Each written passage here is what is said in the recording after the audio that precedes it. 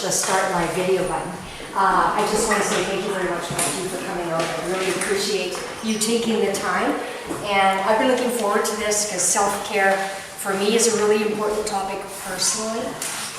As I have grown older, I have come to realize more and more how important it is to put yourself first sometimes.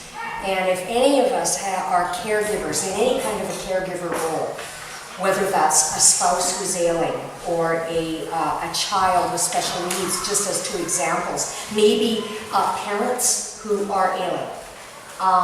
It's really important to find those times to look after yourself. So I'm personally looking very forward to this. And again, I want to thank Vicki for organizing this. And I'm going to turn it over to Matthew. All right. Well, welcome everyone. Thank you so much for having me. I'm really grateful to be here with all of you today.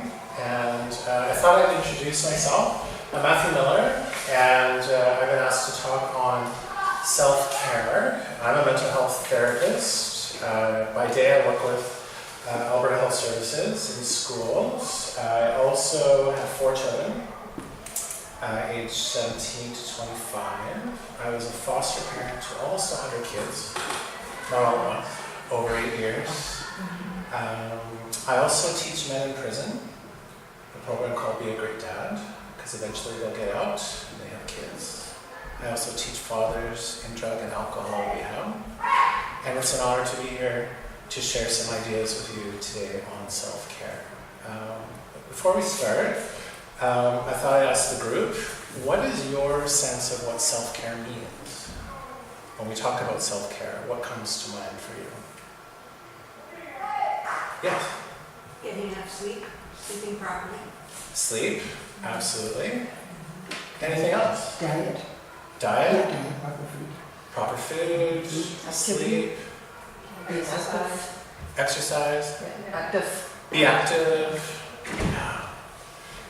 Any other thoughts on what the word self-care means?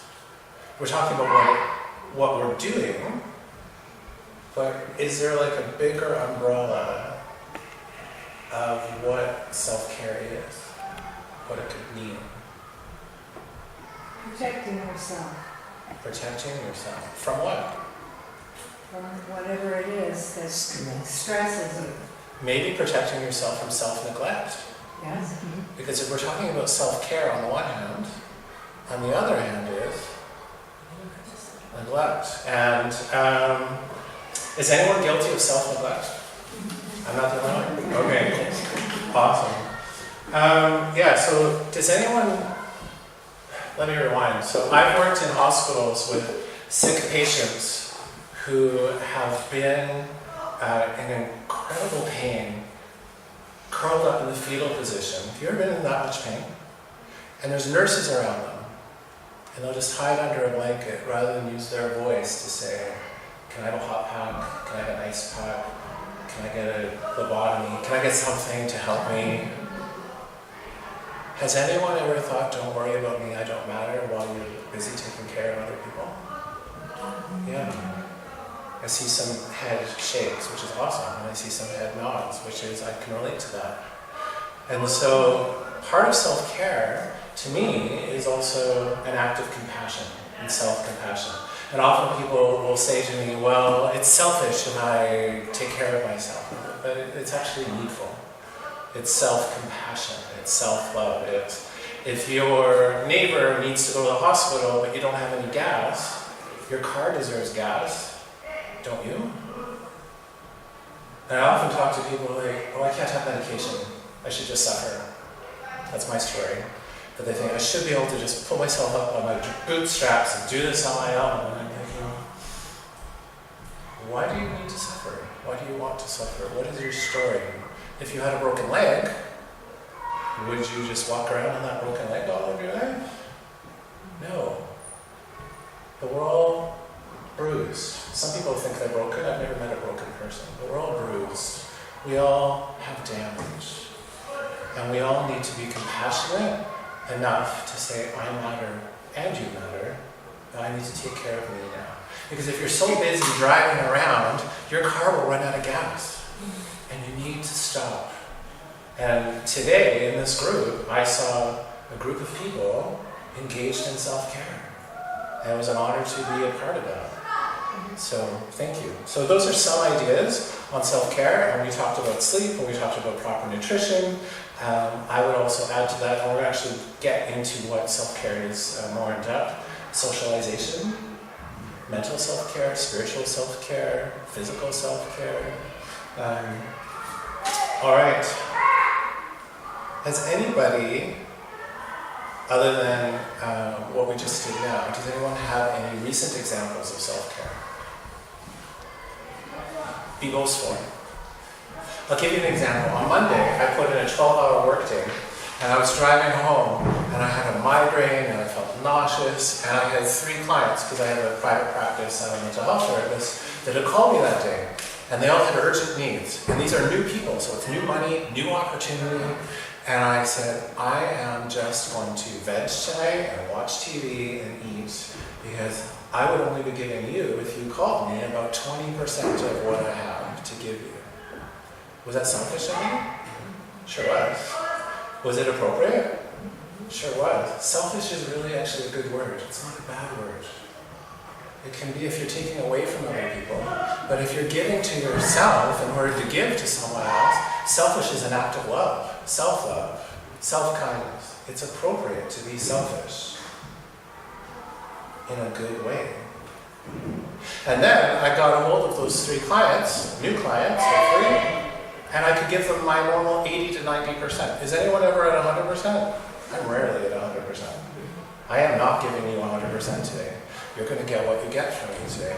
And I love Nancy saying, however you do it is how you're going to do it. And it's not going to be perfect, but you're doing it anyway. Well, that's who I am, and that's who you are. We're just people doing the best we can. We're all human. And I like to teach people, add an E to human. And it makes you humane. It makes you a kind human. So be kind to yourself, and it's humane and selfish and appropriate to engage in self-care. So my wonderful assistant, Ms. Vicky, will hand out some forms. And we're going to talk about, actually we're going to take about 3 or 4 minutes for you to fill this out. And I'd like you to be really real with yourself. You're not handing this in to anybody. This is just for your own information. And this is going to go through the different domains. A domain is a fancy word for saying area of our lives, where you could do better in self-care. You look at areas you're doing really well, areas you could engage in some more. Okay. As a mental health therapist and counselor, I help people with the area every day of self-care that deals with mental wellness. Because there's a physical wellness, there's social wellness, and then there's a mental wellness. And the biggest component of mental wellness, I'd say in the 8 years that I've done this and the thousands of people that I've talked to, the number one thing that makes a difference in people isn't their relationship outside of themselves, it's the relationship they have within themselves. It's your inner critic or your inner coach. And whoever is winning at the moment determines, do you have anxiety? Do you have depression? Do you hate yourself? Do you like yourself? Are you indifferent to yourself? I meet very few people who can love themselves automatically, but I like to teach people, if you can't love yourself, you can't even like yourself in this moment, can you at least put the hammer down and not beat on yourself? Can you just be indifferent?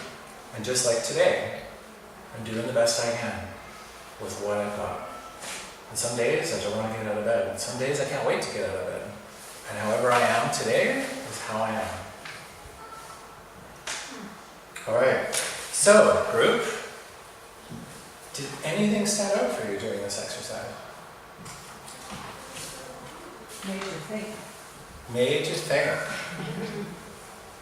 Did you even know there were so many different areas or umbrellas or buckets of things that you could engage in? Has it been a while since you thought of these things? Is anybody doing these things really, really well? 1 or 2 of them? Is anyone thinking, oh yeah, I should get back to that? What's something that you need to get back to? What would you like to get back to? Massage. Right. And often I hear people say, well, I can't afford the time, I can't afford the money, it's indulgent, I could spend it on my grandkids, or my kids, or my husband, or we need the money elsewhere. And I say, you know, in today's world, we don't have enough touch, we don't have enough love, we don't have enough self-love. And so that's a great act of self-compassion and self-care to have a massage. I just went for a couples massage for the first time in my life a few weeks ago. And it was wonderful. I lost my girlfriend though, because she proposed to the masseuse, but that's okay. But it was a great experience, and I'm glad that I went. And as I was doing it, I thought, why don't I do this more? So the things I'm talking to you, I'm not up here going, hey, I am perfect at this. Because I am just like you, I'm just a person. I would love to go to school again. I would love to get further my education. I would love to exercise for 1 or 2 hours a day. I would love to eat healthier. There's lots of things. But how are we going to do it? What are we going to do differently? Because one thing to say I'd like to do that, it's another thing to be able to do it. The key to take it from paper in our head is to schedule it. And also to have, so that's the schedule, that's one piece. And the second piece, and the rings of accountability I call it, is to have a piece of accountability. Talk to your husband, talk to your kids, talk to your best friend, talk to your neighbor, journal it, blog it, put it on Facebook, say, I intend to do this. And often I hear people say, the road to HE double hockey sticks is paved with good intentions. And I say, every road is paved with intentions. If you don't have intentions as a starting place, you're not going to do anything. So if you shoot for the moon, but make it to Everest, that's awesome. If you shoot for Everest and at least get out of your house for the first time in a month, that's awesome. If you come to this class and you've avoided it for a month, that's awesome. Don't beat yourself up because you didn't go the full way. Don't beat yourself up ever. But that's how you do it. You schedule it into your life, and you tell people about it.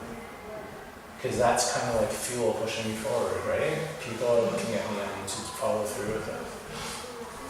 All right, so we have some time. I have another handout for you. And this is a self-care wheel. And what this does is this outlines clearly several areas or domains of self-care.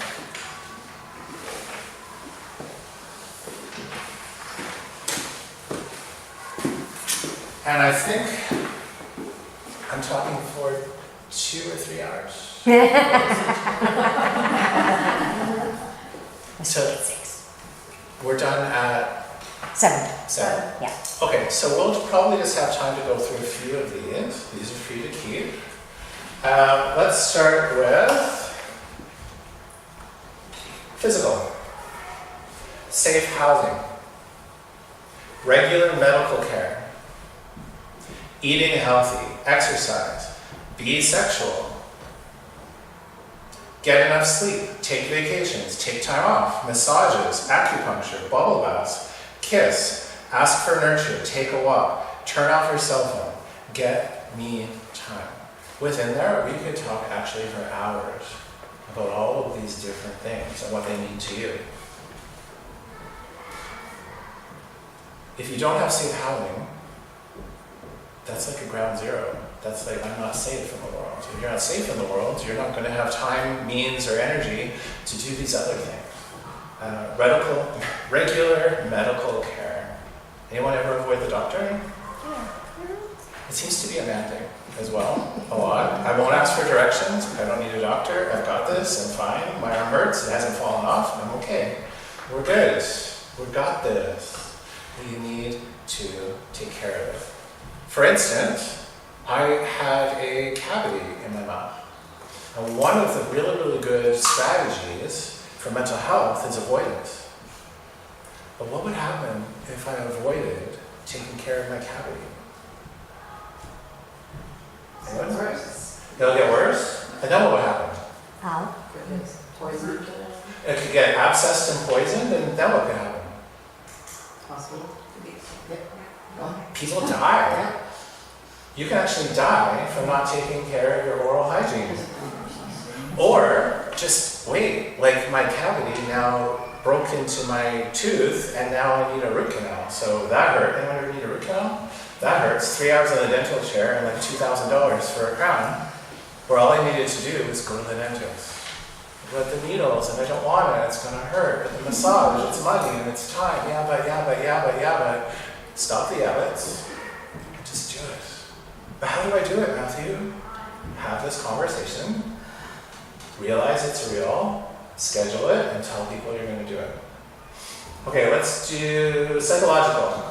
It's one of my favorites, being a mental health therapist. Psychological, self-reflection, therapy. Go to therapy. You think you can't go to therapy? Go to therapy. Journal, self-awareness, sensory engagement, aromatherapy. Draw, paint, go to the symphony or ballet, relax in the sun, garden, read a self-help book, join a support group. I see this as a support group. Everyone, not everyone, but I'm assuming everyone. Lots of you know each other. It's a supportive environment. You seem like lovely people. Support group doesn't have to be, I have the biggest problem in the world. The biggest problem in the world, by the way, sorry to interrupt myself, because I have ADHD and I skip all over the place, is when you only have one thread in life, and you're hanging by that thread, and it gets cut, whether it's a spouse, whether it's a child, whether it's a job, whether it's your health, whether it's a relationship, and you're this beautiful, wonderful spider hanging on that thread, what happens when that one thread gets cut? You fall. You ever seen a spider hanging by one thread, and you blow on it, what happens to it? It goes any way the wind blows. You ever see a spider on a spider web? You cut one of those things. A spouse leaves, a kid leaves, a job leaves, health leaves, something leaves.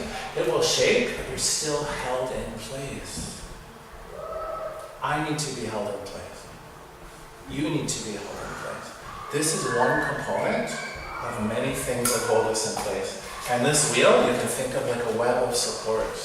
It's not just self-care, it's life care. It's caring for your very life. Anyway. Garden, read a self-help book, join a support group. Think about your positive qualities. Practice asking and receiving help. Does anyone here have a negative narrative or a negative story in your head about yourself ever? Anyone? You do? Okay. Here's what if I was your therapist, here's what I would tell you. Get a business card or a little card, write out positive things about yourself that you can actually believe in your best moments. Take that card out in your worst moment.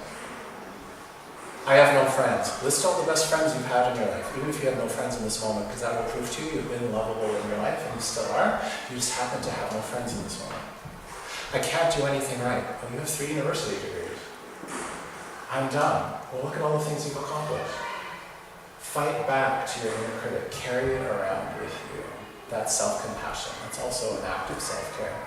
But there's a really good video that I have here. I'm not sure how to get it back. Let's see if we can get it back. And this video, how do I get the sound? Do I need to stop listening? I think those of us who are really caring, especially caring professionals, I think all of us are compassionate. We're the worst people to know how to psychologically and spiritually feed ourselves. I think it's almost like we eat whatever comes along. I think that what I call that famous philosopher who died several years back, Irma Lombeck, the humorist, she said that she thought that any man that watched 3 football games in a row should be declared legally dead. The reality is that we feed ourselves with TV, we feed ourselves with,